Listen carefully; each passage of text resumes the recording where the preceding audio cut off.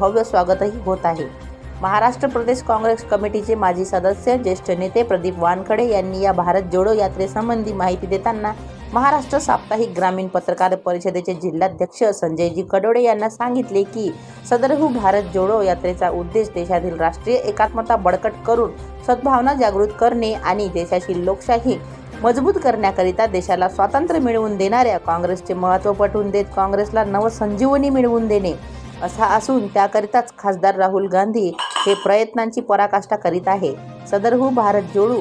यात्रेकरिता कारंजा मानोरा विधानसभा मतदारसंघातून काँग्रेसचे सर्वच माजी पदाधिकारी कार्यकर्ते, माजी नगराध्यक्ष अरविंदजी लाठिया, काँग्रेसचे प्रदेश अध्यक्ष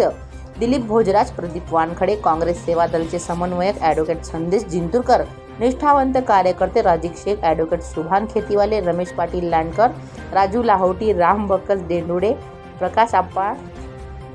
निंबलवार, राजाभाऊ डोणगावकर, आमिर पठाण, उमेश शितोडे, रमेश पाटील मुंदे, राज चौधरी, कानीराम जाधव, अशोक वानखडे, संजय राठोड, गोविंदराव मुंदेकर, जट्टावाले, जुम्मा पप्पूवाले यांच्या नेतृत्वात वाशिम येथे रवाना झाले असून उद्या दिनांक 15 नोव्हेंबर रोजी ते हिंगोली ते वाशिम मार्गावर कन्नेरगाव येथून भारत जोडो यात्रेत सहभागी होणार आहे। शिवाय वृत्त संकलनाकरिता ज्येष्ठ सामाजिक कार्यकर्ते महाराष्ट्र शासन पुरस्कार प्राप्त संजय कडोडे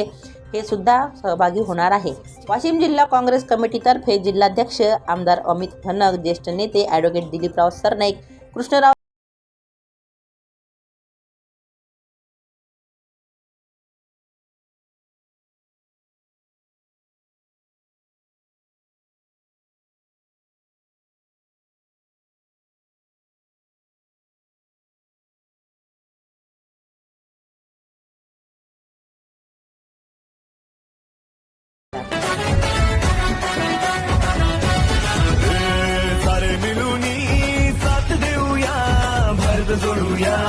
भारत जोडूया